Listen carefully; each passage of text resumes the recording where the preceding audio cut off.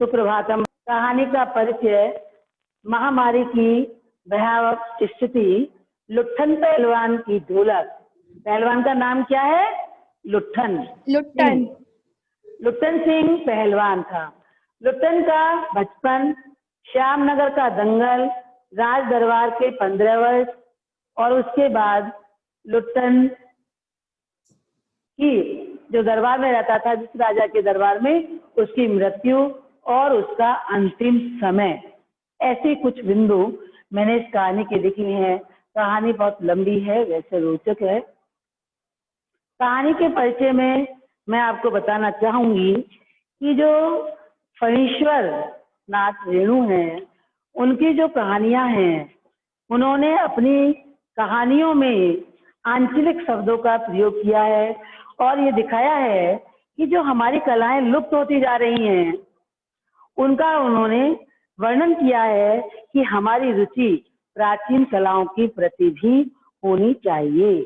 जो हमारे प्राचीन कलाएं हैं, खेल हैं, हम शायद उनको भूलते जा रहे हैं और उसकी जगह नए नए खेल और नई नई कलाएं हम सब उसको अच्छे तरह से समझना चाहते हैं। तो इस पाठ में लेखक ने अपनी इस कहानी में बताया है कि पहलवान की जो जिज्ञासा थी, जीने की इच्छा थी, हिम्मत थी, उसके बल पर उसने अपने को सिद्ध करके दिखाया कि मैं एक अच्छा पहलवान हूँ।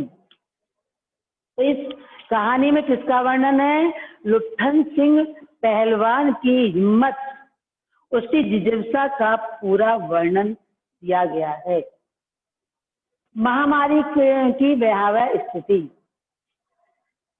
इसमें बताया गया है। पाठ ही शुरू ऐसे होता है कि जाड़े की रात है, चारों तरफ सन्नाटा है, सुनसान है, निर्जन पूरी रात्रि है।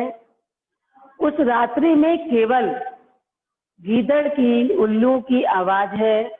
कहीं कहीं कुत्ते राख की ढेर पर बैठकर बहुत जोर जोर से रो रहे हैं। भयावह स्थिति है। चारों तरफ प्लेग, मलेरिया, हैजा फैला हुआ है और प्रकृति भी निस्तब्ध है। निस्तब्ध माने बिल्कुल सुनसान, चुपचाप। लगता है प्रकृति को भी उस महामारी का दुख है। आकाश में तारे कुछ टिमटिमा रहे हैं और आकाश के तारे यदि उन लोगों की मदद करने के लिए आते हैं तो वो भी आसमान से आते हुए बीच में ही टूट जाते हैं और अपनी हिम्मत छोड़ देते हैं। चारों तरफ भय की स्थिति है। सूर्य उदय के समय तो कुछ लोग खांसते हैं, कराते हैं, एक दूसरे से मिलते हैं, एक दूसरे को सांत्वना देते हैं।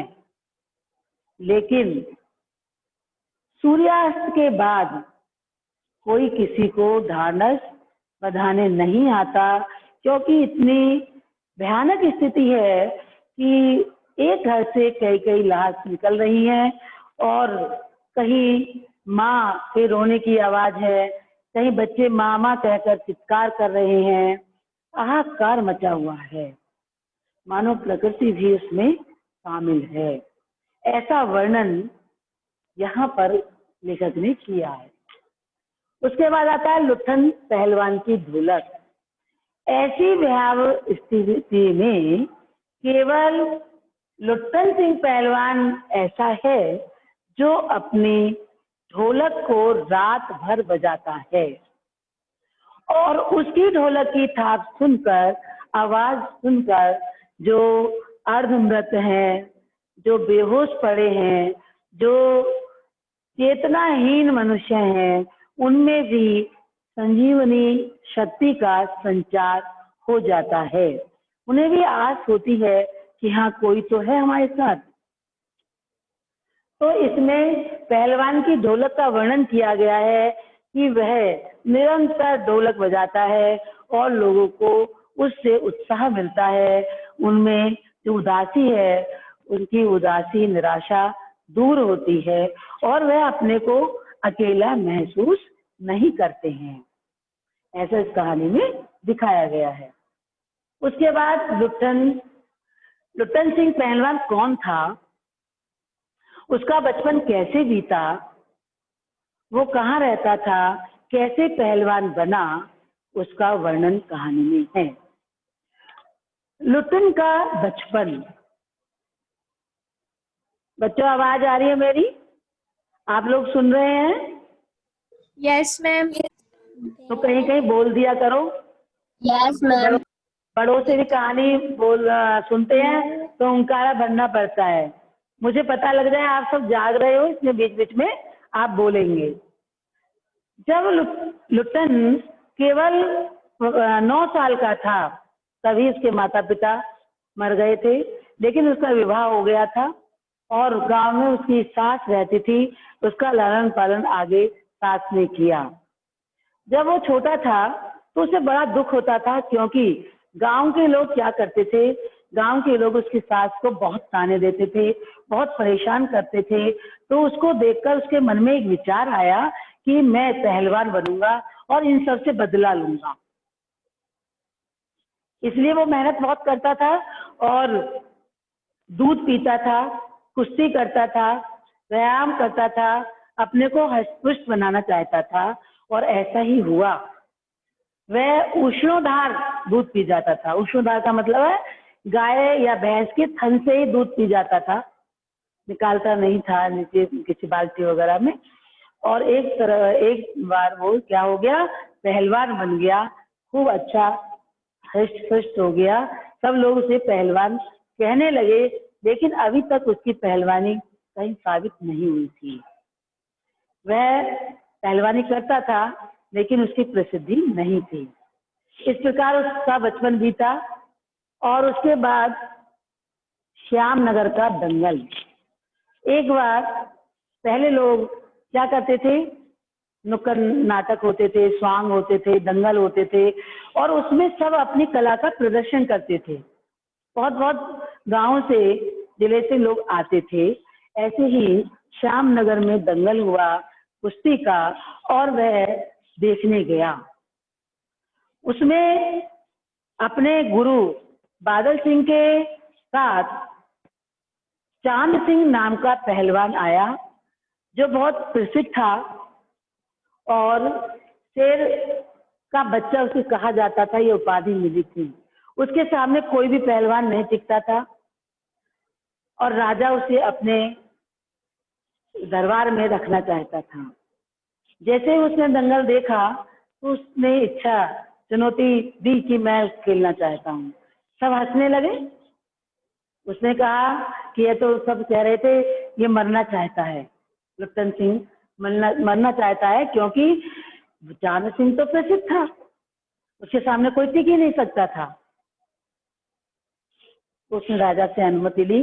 राजा ने कहा ये काम तुम्हारे बस की नहीं है, लो 10 का नोट लो और मेले में घूमो फिरो, खाओ पियो और अपने घर चले जाओ। लेकिन उसने बहुत अनुनय विनय की और अंत में कहा यदि राजा साहब मुझे स्वीकृति नहीं दोगे तो मैं इस पत्थर पर सिर मार मार कर अपने को समाप्त कर लूंगा।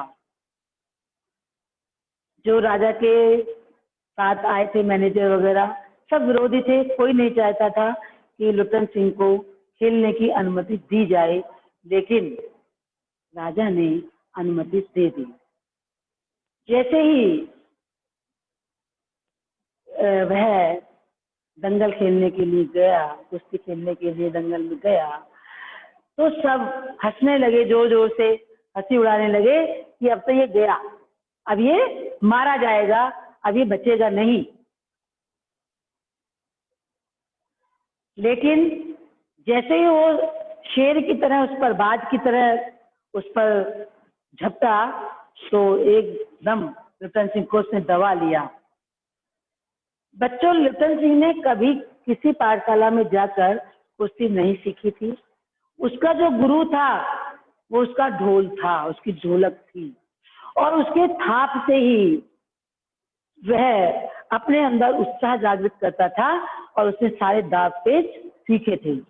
उसके पास उस समय वही था, केवल ढोल की आवाज थी और उसके मन में आया कि चट गिड़ था, डरना मत।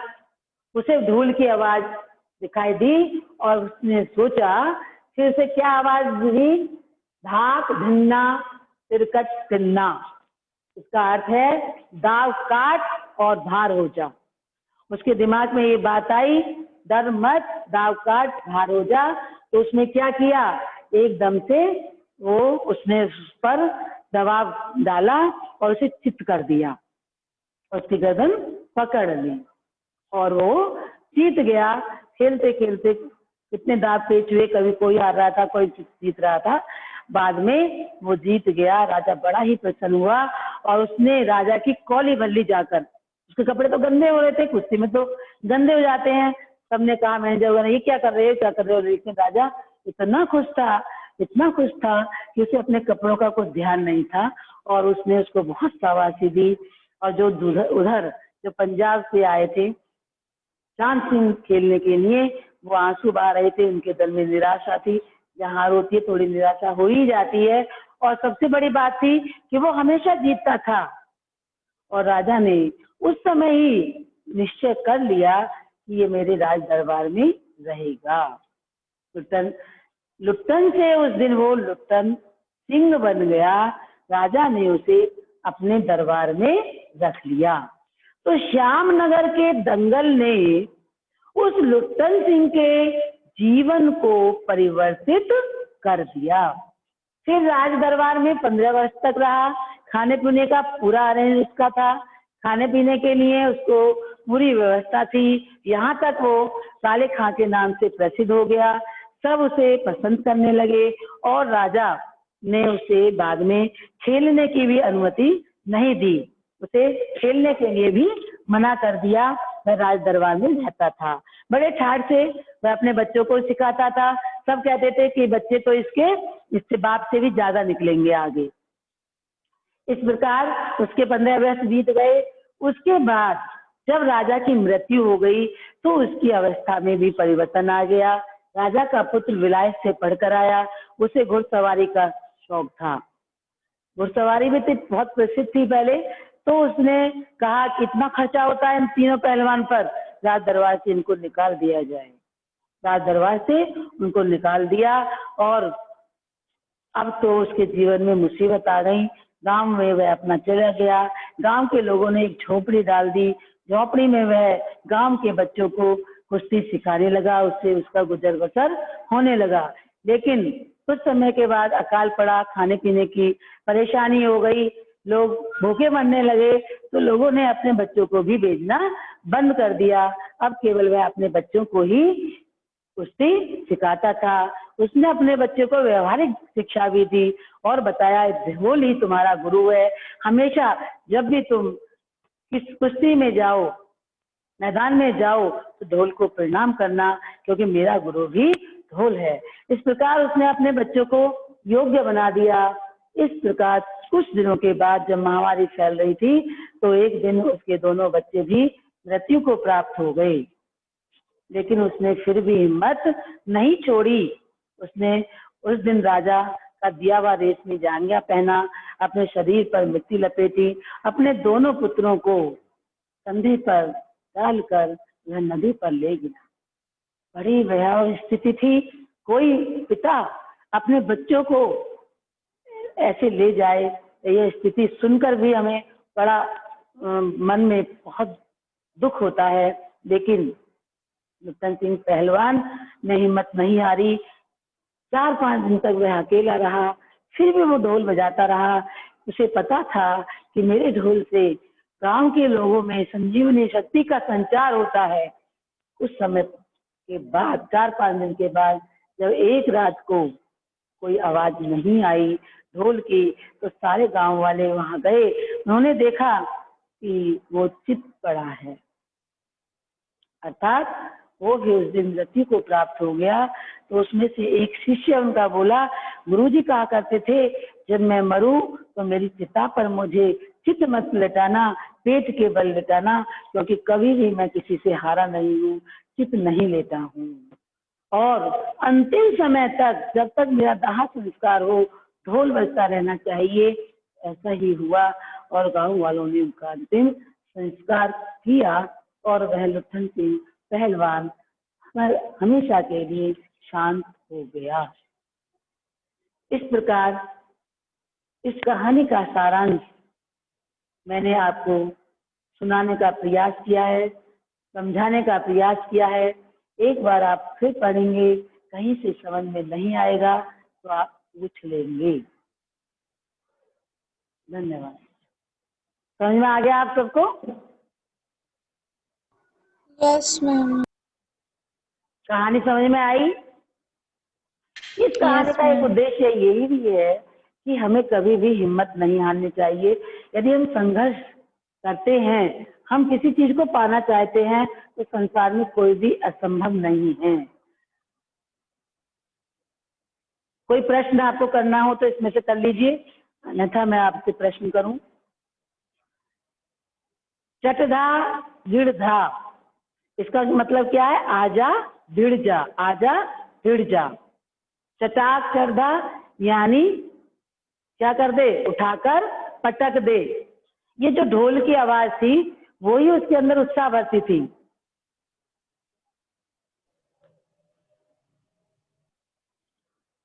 कोई प्रश्न पूछना है आपको?